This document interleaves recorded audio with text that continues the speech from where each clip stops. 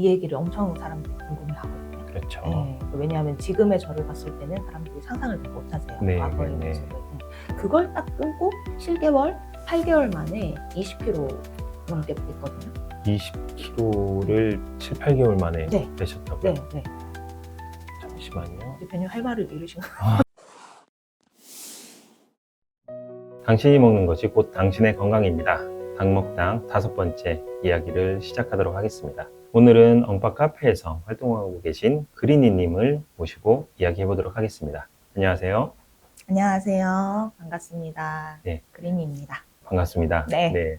자기소개 간단하게 좀 부탁드릴게요. 네. 저는 부산에서 강사 일을 하고 있고요. 그리고 올해 만 38이고 저는 건강한 식재료를 구하다가 엉파를 알게 됐어요. 그리고 앰버서더 활동도 하고 있고 여기까지 또 인터뷰까지 인연이 닿게 되었습니다. 만나서 반갑습니다. 반갑습니다. 그린이님께서 저희 카페에 여러 가지 레시피들을 올려주셔서 많은 분들이 좀 도움을 받고 있습니다. 저야말로 감사하네요. 제 레시피가 좀 약간 독특한 그런 외국 식재료가 좀 많아서 접근하기 좀 어렵지 않을까 걱정은 하고 있었는데 그래도 재밌게 봐주시는 분들이 계셔서 저도 즐겁게 올리고 있어요. 네, 먼저 어릴 적 이야기를 한번 해보도록 하겠습니다. 네. 어릴 적에 불규칙한 식습관으로 인해서 아토피 그리고 셀리악병, 비염 등의 그런 질환을 가지셨다고 제가 들었어요. 이 부분에 대해서 좀 설명 좀 부탁드리겠습니다. 네. 저는 이제 불규칙한 식습관이라기보다는 건강하지 못한 식습관이었어요. 자가 면역 질환이라는 이제 단어는 요즘 많이 알고들 계실 텐데 대표적으로 아토피가 있고 비염도 일종의 그런 증상이라고 나와 있고 그리고 셀리악병이라고 하는 거는 좀 처음 들어보시는 분들도 계실 텐데 이제 소장에서 일어나는 글루텐 과민 반응 중에 하나예요. 그래서 그게 밀가루, 글루텐이 들어간 음식을 먹으면 소장 내 장벽에 있는 요 단단 접합부라는 긴밀하게 이렇게 딱 붙어 있는 그 투과성이 이제 좀 제대로 조절돼야 되는 부분에 문제가 생겨가지고 들어가면 안 되는 물질들이 몸속으로 들어오게 흡수되게 되는 거예요. 그게 셀리악병인데 그거는 제가 진단은 받은 건 아니고 제가 건강에 대해서 좀 공부를 하면서 여러 가지 알아보다가 그때 그 피부병이 아마 아토피 플러스 셀리악병하고 거의 증상이 유사해서 그거였을 것이다 라고 제 스스로 추정하고 있어요. 셀리악병은 저도 처음 들어보는데요. 구체적으로 어떤 증상들이 나타나는 병인가요? 장내 세포벽에 결합이 느슨해지면서 투과성이 증가되는 거예요. 적절하게 걸러져야 되는 성분들이 걸러지지 못하고 몸에 들어오면서 이제 단백질이나 다양한 그런 성분들이 들어오면서 몸에서 이거를 항원으로 인식을 하는 거예요. 그래서 공격을 하기 시작하는 거죠. 이름은 장누수 증후군이나 아니면 새는장 증후군이라고 요즘에 또 그런 이름은 좀 들어보신 분들도 계실 거예요. 증상 같은 경우는 이제 저는 피부로 왔어요, 그게.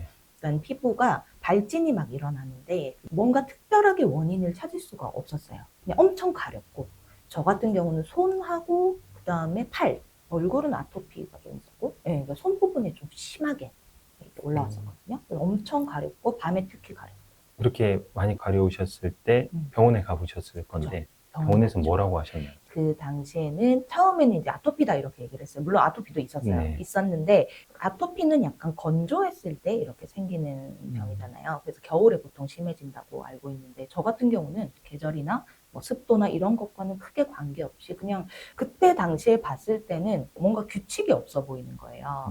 그래서 병원에서도 피부가 일종의 히스타민 반응 같은 것 같이 보이는데 그래서 항히스타민제나 스테로이드제를 막 이렇게 처방을 해줬어요. 증상을 낮추는 그런 처방을 해주면서 이제 원인은 모른다. 피부병 워낙 그 원인이 다양하기 때문에 정확하게 원인은 알 수 없고 조심을 해야 된다라고 얘기를 하면서 제가 되게 오랫동안 약을 먹었거든요. 초등학교부터 고등학교 때까지 거의 대학교 때도 먹었어요. 그 다이어트 하기 전까지. 한 10년 이상 드신 거예요? 계속 먹었어요. 그래서 스테로이드도 내성이 엄청 많이 생겼었고 항히스타민제도 되게 많이 먹어가지고 그것 때문에 집중력 저하나 학업 부진 이런 것도 엄청 많이 고생을 했었거든요. 그때 당시에는 제가 고등학교 때 다녔던 병원 의사 선생님께서 그때 하셨던 말씀이 단백질 알레르기인 것 같다 이렇게 말씀을 하셨어요. 고등학교 때요? 네, 중학교 때인 거 그때 다녔던. 근데 그 당시에는 그게 이해가 안 되는 거예요. 왜냐하면 단백질은 우리가 먹어야 되는 탄단지, 기본 필수 영양소 중에 하나인데 그럼 나는 단백질을 먹으면 안 되는 거야? 그러니까 이해가 안 되잖아요. 근데 아마 그때 선생님께서 하셨던 말씀이 어떤 뭐 이제 계란이나 돼지고기나 우유 이런 것들 이제 먹었을 때 생긴 어떤 자가 면역질환, 새는장 증후군 그거랑 관련해서 추정을 하셨던 것 같아요. 그러니까 왜냐하면 제가 알기로는 2000년대 초반에 새는장 증후군을 일으키는 조눌린이라는 성분이 2000년대 초반에 하버드에서 발견되었다고 들었거든요. 네네. 그러니까 그때 처음 이제 연구진한테 발견되었으니까 제가 그 당시에 이제 중고등학생 때예요. 아마 현장에서 일하시는 의사 선생님께서 알기까지 시간이 좀 걸렸을 거고 아마 그때는 그걸 모르셨지 않을까 생각이 들어요. 근데 조금 추정을 이제 뭐 공부를 좀 하셨던 분인지 추정을 그렇게만 말씀을 해주셨어요. 그렇군요. 그러면 이런 자가 면역 질환들이 나타나게 된 원인을 처음에 건강하지 않은 식단을 해서 그렇게 걸린 것 같다라고 네. 말씀을 해주셨는데 네. 그 당시 식습관은 어떠셨나요? 제가 소아 비만부터 성인까지 계속 비만 상태였거든요. 과체중 아니면 비만. 계속 그런 네. 상태였는데 이게 저만 그런 게 아니고 저희 집에 딸이 셋이에요. 그 언니, 저, 동생 이렇게 있는데 셋 다 소아 비만이었어요. 할머니, 할아버지, 어머니, 아버지 같이 살았는데 할머니랑 어머니도 과체중이셨어요. 그때는 그냥 이게 유전인가? 원래 다 이렇게 좀 과체중이고 비만이고 그렇게 생각을 했었는데 지금 생각해보면 유전이 아니고 같은 식단이랑 같은 생활 습관을 그렇죠. 공유하니까 같은 대사질환이 생길 수밖에 없지 않았나 생각이 들어요. 그때 먹었던 걸 좀 디테일하게 되짚어보면 자주 먹었던 음식들이 인스턴트 음식 많이 먹었어요. 가까운 친척분이 미국에 살고 계셨는데 그때는 되게 귀했던 그 미제 쿠키 스팸? 뭐 이런 네. 것들, 뭐 미제 쿠키, 초콜릿, 뭐 발포 비타민, 근데 거기도 막 과당 이런 거 많이 네네. 들어있잖아요. 그런 게 집에 엄청 많았거든요. 그 수시로 되게 보내주셨어요. 그거를 맛있으니까. 탄수화물 덩어리네요. 또 미국에서 이렇게 나는 가공식품들은 또 한국과고 또 당도가 차원이 다르잖아요. 그 밀가루나 이런 것도 뭐 GMO 이런 이제 우려도 좀 많고 그런 거 모르고 그냥 어쨌든 저희는 맛있으니까 많이 먹었고 그리고 어른들도 되게 입맛이 좋게 말하면 개방적이셔서 프랜차이즈 정크푸드 같은 것도 뭐 일주일에 한 번씩은 같이 막 먹었거든요. KFC나 맥도날드, 피자헛 이런 거 네네. 저희 되게 자주 먹었어요. 그러니까 그런 것들이 생활처럼 돼 있다 보니까 어릴 때부터 그런 몸에 안 좋은 대사 질환들이 생겼던 것 같아요. 이제 80년대 후반부터 90년대까지는 요즘 먹는 것들을 자주 먹진 않았잖아요. 대부분 한식 위주로 맞아요. 드셨을 건데 네. 이제 지인분 통해서 미국 음식들 그리고 패스트푸드 같은 것들도 많이 드셨다 네. 말씀을 하셨고 네. 그게 이제 유전인 줄 알았더니 식습관 때문에 어머님이나 할머님 세 자매가 비슷한 체형을 가지게 되셨다는 네. 얘기. 네. 참 이게 그래서 되게 중요한 것 같습니다. 부모님이 어떻게 드시냐에 따라서 맞아요. 자녀들도 되게 식성이나 아니면 체형이 많이 닮아가는 것 같아요. 맞아요. 참고로 저희 할머니께서 네. 고혈압, 당뇨, 고지혈증, 류머티즘 관절염 약을 되게 네. 오래 드셨어요. 10년, 20년 정도 드셨는데 그 당시에는 그게 그냥 그 노인 질환이라고 생각하고 뭐 식단으로 조절할 생각은 아예 없었고 네. 그냥 양약으로 증상을 낮추려고 이제 그렇게만 했었는데 지금은 이제 저희도 많이 알지만 그런 약들이 연쇄적인 부작용들이 있잖아요. 그렇죠. 그러니까 이런 약을 먹으면 이런 증상이 생겨서 또 다른 약 처방받고 그런 것들이 이제 질환들이 여러 개가 연결되었던 것 같거든요. 특히 이제 저희 할머니께서 말년에 알츠하이머로 몇 년 동안 앓으셨는데 그것 때문에 할아버지랑 저희 가족들이 좀 고생을 많이 했었어요. 근데 이제 최근에 제가 건강 이제 공부를 하다가 머리를 띵 하고 맞았던 느낌을 받았던 네. 적이 있었는데 고지혈증 약의 부작용 중에 하나로 인지장애가 있더라고요. 그러니까 이제 건망증이나 치매 뭐 이런 증상을 유발하는 게 고지혈증의 부작용으로 나오더라고요. 그래서 그럼 우리가 만약에 그런 정보를 미리 좀 알았더라면 조금 더 할머니께서 좀 더 좋은 양질의 노년기를 보내실 수 있지 않았을까라는 생각이 들어서 진짜 좀 안타깝고 마음이 안 좋았어요. 많이 진짜 마음이 안 좋으셨겠네요. 네. 그래서 저는 이제 이런 정보들 요즘에도 근데 모르는 분들이 꽤 많다고 알고 있거든요. 그냥 네네. 이제 처방받은 거니까 먹어야 돼. 그래서 이런 것들을 조금 더 이제 처방받은 약들에 대해서 좀 찾아보고 요즘에는 워낙 정보가 많으니까 찾아보고 뭔가 이런 것들을 조금 더 약을 끊고 내가 개선할 수 있는 방법이 뭔지 좀 찾아보는 게 중요하다고 생각합니다. 대부분의 사람들이 약 하면은 특히 병원에서 짓는 약 하면은 이제 내 병을 고쳐주는 좋은 약이라고 생각을 하는데 약은 반드시 그거에 대한 반대작용이 있잖아요. 네, 이제 그 반대작용에 대해서는 대부분 알지 못하고 그리고 의사 선생님이나 약사님들도 잘 설명을 안 해주시고 네. 당장 아픈 이거를 치료하는 데 목적이 음. 있기 때문에 근데 그게 뭐 단기성으로 끝나면 그나마 좀 덜한데 이렇게 장기적으로 복용을 했을 때 부작용, 사이드 이펙트는 정말 꾸준히 쌓여가지고 맞아요. 다른 병을 유발을 하는 것 같습니다. 자, 그렇다면 현재 이제 어린 나이에 면역 질환이나 과체중을 앓고 있는 아이들 그리고 그 아이들을 키우고 계신 부모님들에게 혹시 해주고 싶은 이야기가 있을까요? 이제 제가 그 건강 관련해서 음식의 중요성을 알게 되면서 제가 늘 약간 모토처럼 생각하고 있는 문장이 있는데 이제 I am what I eat 이라고 내가 먹는 것이 곧 나다 라는 그런 문장이 있어요. 이게 물론 건강 개선을 하기 위해서는 뭐 수면이나 식단, 운동, 뭐 정서적인 안정, 다양한 것들이 필요하겠지만 그 중에서 저는 피부 질환이나 어떤 알레르기 질환 같은 경우는 먹는 음식의 종류를 바꾸는 것만으로도 많은 효과를 보실 수 있다고 저는 생각을 해요. 예를 들어서 저한테 너 요즘 뭐 먹어? 라고 물어보고 나 이런 거 이렇게 먹으라고 하면 다들 막 약간 질려가지고 나는 그렇게 못하겠다 이렇게 하는데 당장 모든 것을 완벽하게는 바꿀 수는 없어요. 근데 이제 현실적인 여건이 안 돼서 만약에 가공식품을 이용해야 하는 상황이다 이런 분들도 계시잖아요.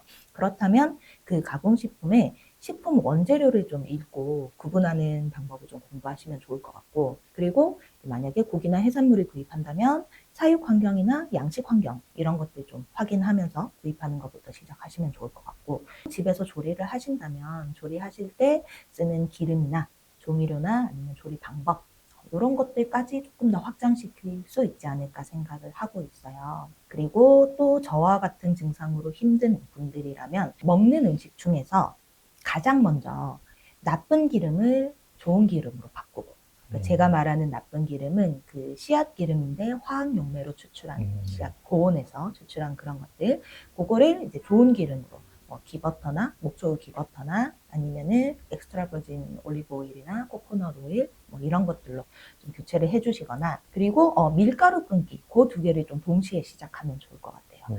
은근히 밀가루를 끊어도 먹을 수 있는 거 꽤 많거든요. 네, 그래서 그 좋은 기름과 밀가루 끊기를 먼저 시작을 해주시고 그리고 이어서 유제품 끊기를 해주시면 좋을 것 같다는 생각이 들어요.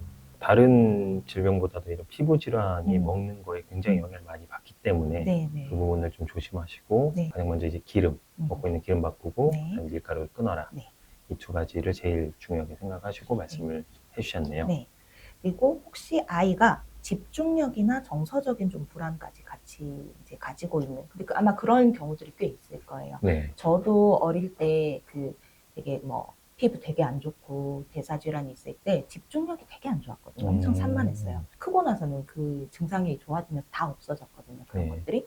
그게 이제 장 건강 개선에 좀 중점을 두고 자료를 찾아보고 식이 조절을 하는 게 좋을 것 같아요. 요즘에 아마 장뇌축이라는 이론이 있어요. 장뇌축. 네네네. 네. 이게 인터넷에도 정보가 요즘 많은데, 그러니까 보통 우리가 뇌가 모든 것을 다 관할한다고 생각하잖아요. 네네. 그러니까 뇌에서 장으로 보내는 신호가 많다고 생각하는데, 오히려 역으로 장에서 있는 세균들이 만들어내는 어떤 그런 호르몬이나 이런 것들이 뇌로 보내는 신호가 더 많다고 해요.